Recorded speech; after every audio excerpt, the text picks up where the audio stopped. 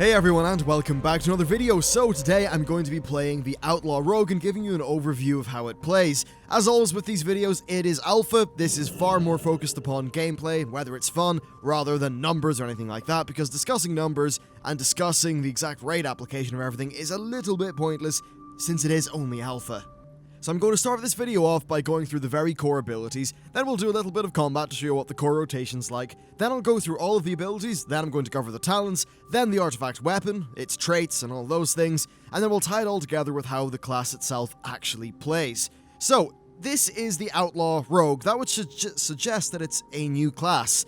It's, in many ways, a merger of one mechanic from Assassination and a little bit of a renaming of things. So let's go through our abilities. Saber Slash, 50 energy. Does 10,000 damage and gives you 1 combo point. Pretty simple, basically, it's Sinister Strike, but it has a 35% chance to strike an additional time, which does additional damage, an additional combo point, and makes your next pistol shot free, which begs the question, what the hell is pistol shot?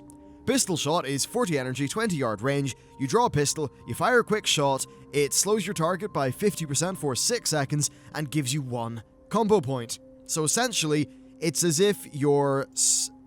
So basically, it's like your Sinister Strike is proccing a, a dispatch, I think, from Assassination. That's essentially how this plays out. And of course, you're going to be using those on some finisher abilities. What are those finishers? Well, Slice and Dice, exactly as it is now, and then Run Through, also known as Eviscerate. Yeah, this stuff's very similar, and then we have Between the Eyes, which is a new finisher. Technically, it's basically just a ranged version of, I believe, Kidney Shot.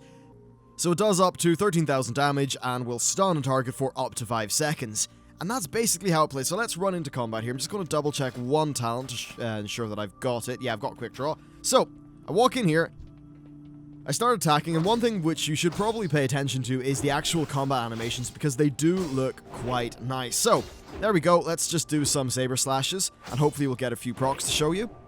Unfortunately, no procs yet. You can track at the bottom of the screen there, you can see my combo points build up. Yeah, still no procs at all. And that does bring up a bit of a point with this spec. When you're not getting procs, it's very dull.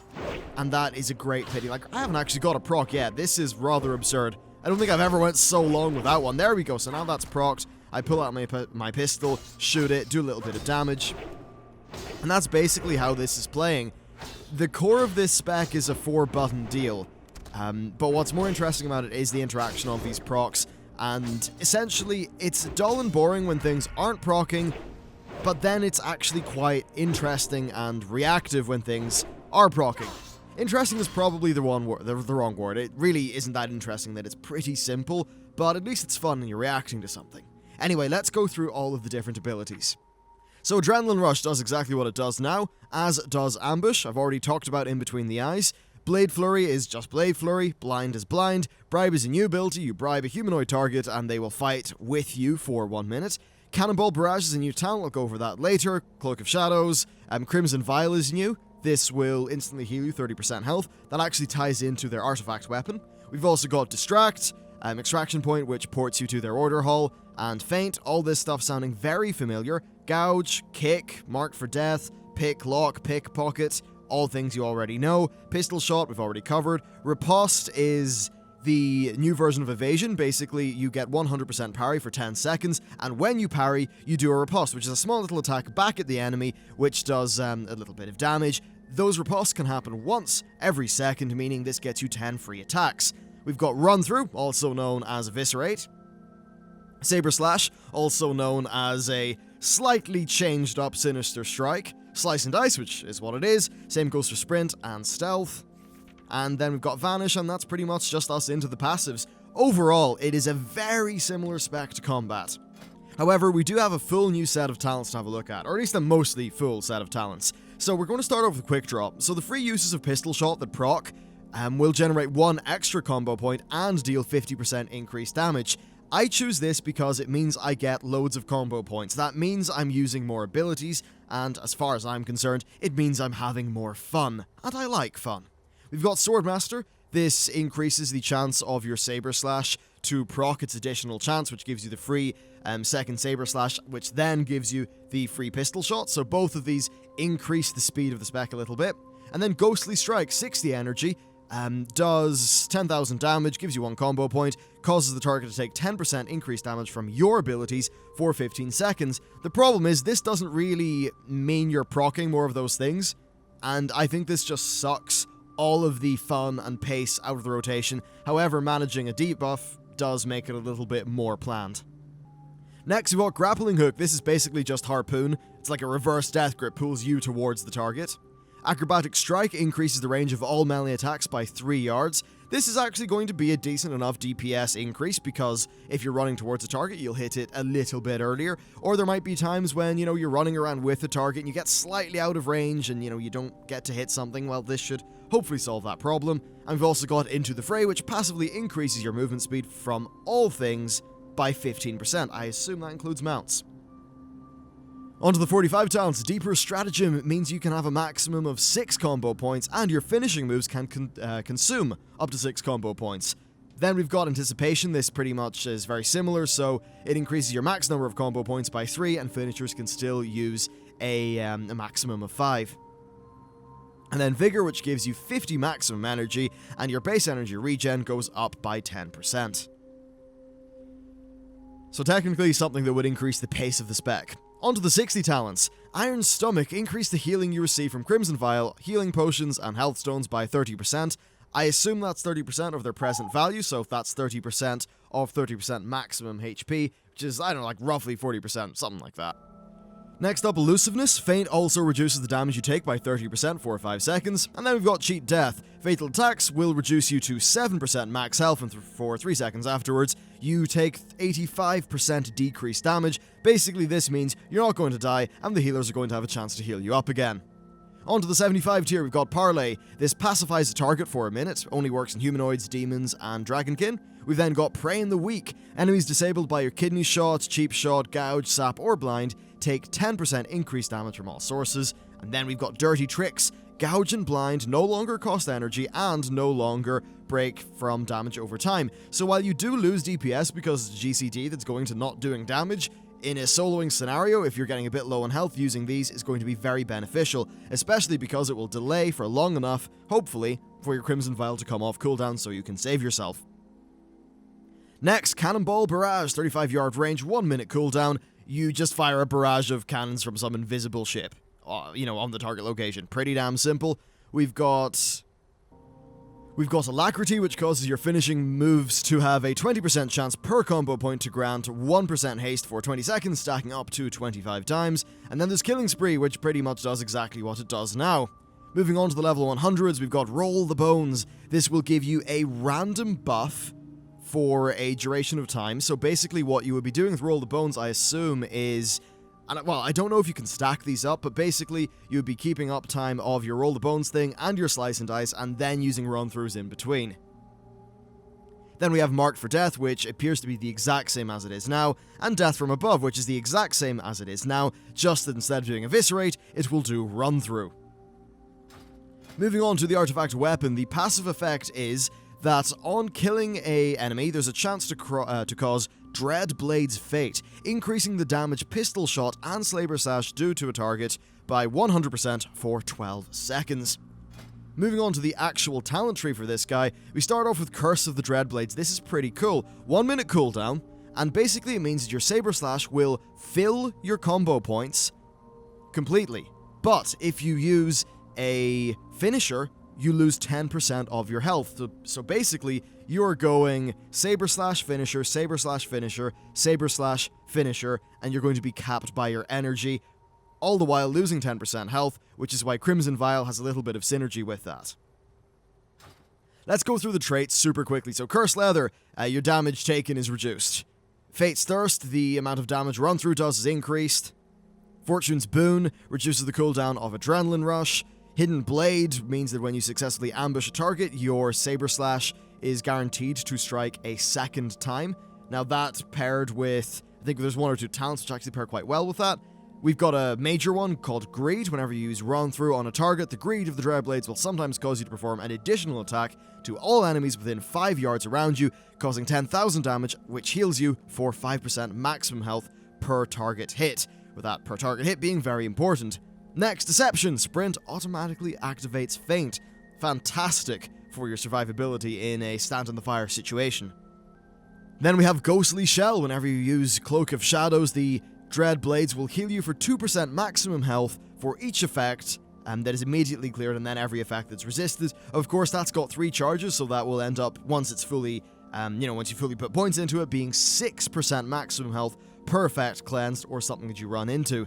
That could be a pretty powerful self-heal. Moving down, we've got Cursed Edges. Saber slash damage is increased by 3% per point. And then Fortune Strikes. Combat Potency generates 1 additional energy. If you don't know what Combat Potency is, basically your offhand weapon has a chance of generating 15 energy, but slower offhands will generate more than 15. This just increases the amount of energy that generates. Let's go slightly up to Blurred Time. When Adrenaline Rush is active, all of your abilities recharge 200% faster, and I assume that means your GCD is 200% faster? So, I'm not 100% sure on that, but basically, it makes things go real fast like. Then we've got Blade Dancer, reduces the energy regeneration penalty of Blade Flurry by 3% per point, so a total of 9% at the end. There's Fatebringer, reduces the energy cost of your finishing moves by 2. Blade Master, whenever Riposte is active, all parried attacks generate a combo point. Gunslinger, pistol shot has a 3% increased crit chance. And then finally, we move on to Blunderbuss, which will mean that the free pistol shots that you can proc will instead be a blunderbuss that shoots a big ball of shrapnel that does loads of damage. As you can see, there are a number of these traits which increase the speed of the spec, so when I'm moving through this tree on the live servers, I'm going to be trying to go, to go for as much speed as I possibly can. So it is a little bit of a different spec. You don't have things like Deep Insight as a mechanic anymore, but you do have a lot of renaming of things that currently exist, and just, slight changes and tweaks. So I'm just going to run in here, do some combat, and then we'll close off the video. Do note, I'm attacking a level like 70 or 80 tummy, so it's going to be doing insane damage because of the way that the number scaling works. So if I run in here, we start attacking, I'll Saber Slash a few times. There we go, we've already generated a proc. So we're going to use that to do Slice and Dice. Let's just get loads of energy with Adrenaline Rush. And it's funny, sometimes even with Adrenaline Rush, it feels a little bit slow, which is definitely a pity. There we go, another proc. Let's use the Cannon Barrage thingy just to show you what that's like. Yep, fires down some cannons. Exactly what one would expect, to be honest. Now we're at a stage where we have used up all of our combo points. Let's just do that. We'll do Mark for Death. And that's how this spec plays. Basically, you're fishing for procs. Overall, it is quite slow-paced in its current state. At level 100, which does have me a little bit worried, I do like a bit more of a fast pace. Actually, that's just, I'm just going to pull back here. And, well, no, I'll use this. Okay, so now I'm just going to do Slice and Dice to clear all of my combo points, and we're going to use Curse of the Dreadblade. So, I'm going to activate that, and then if you look very closely at how my focuses, or my combo points are going, first of all, I am very much limited by energy, and it actually feels terrible getting so many combo points and being limited so much by energy. And also, you will have noticed the amount of health that I lost every single time I did a combo point during the 10-second duration of Curse of the Dreadblades. Of course, that's something that Crimson Vial could heal you up, for if that was a problem. However, that's 30 energy during a period where you absolutely want to be using all of your energy on your offensive abilities. I suppose I'll just show you in between the eyes to give you a bit of an idea for that. We'll just go and do a 4-stack of it. So I click that, and boom, you do a shot, stuns the target. Another interesting thing about this, though, is you can do a lot more at ranged. So if you're in a PvP situation, and, somebody's kiting you, you're kiting somebody, at least you can get yourself some combo points, which is maybe nice. If you're in a boss situation, a raiding situation, maybe you can't, you don't have access to something like Shadow Step, which, funny enough, I don't see Shadow Step here. I don't see it in the, in here. I heard something about Ambush doing a sort of teleportation effect, but still, if you're far away from a boss, well, you can at least do something with Pistol Shot and get yourself enough combo points to maybe reapply your Slice and Dice, or at least have something ready to go when you actually do close in range. So overall, what do I feel about this spec? Well, I like the rebrand of its aesthetics. A lot of people are laughing at it because, it's basically just combat, but with a different lick of paint. I think that's a good lick of paint. I think it's got a stronger fantasy, and I think that element of the class is actually really important from the perspective of you designing an RPG. And that is what World of Warcraft I think should have as a strong core is being a good RPG. So that bit is very good. What do I think about this whole proc mechanic going on with pistol shot? Yeah, I actually like it most of the time. I think it can be decently fun. I like how it's a little bit reactive, gives you something to react to. As well, I said the same thing twice, but I think that's a pretty good mechanic. Does it mean that, as an example, we are going to be maybe punished for periods of bad luck? You know, during a pull in a boss fight? Yes, that will happen. I mean, overall, with no cooldowns, no heroism, nothing like that, yeah, the DPS does average out. But when it's all, you know, front-loaded in 40 seconds, if that's a bad 40 seconds in terms of procs, well, you're going to have a bad time. We're going to have to wait and see what this feels like, though. And the reason why is we are going to be having multiple things with the artifact talent tree that increase the pace of the spec. So it might feel a bit more fun then. As for now, I'm, I suppose, mixed. Overall, it's quite easy to play, and if you're just roaming around the world fighting things, yeah, it's decently fun for that. For a rating context, we're just going to have to wait. That's it for me, guys. Hope you enjoyed this video, or at least found it interesting. Thank you very much for watching, and I'll see you next time.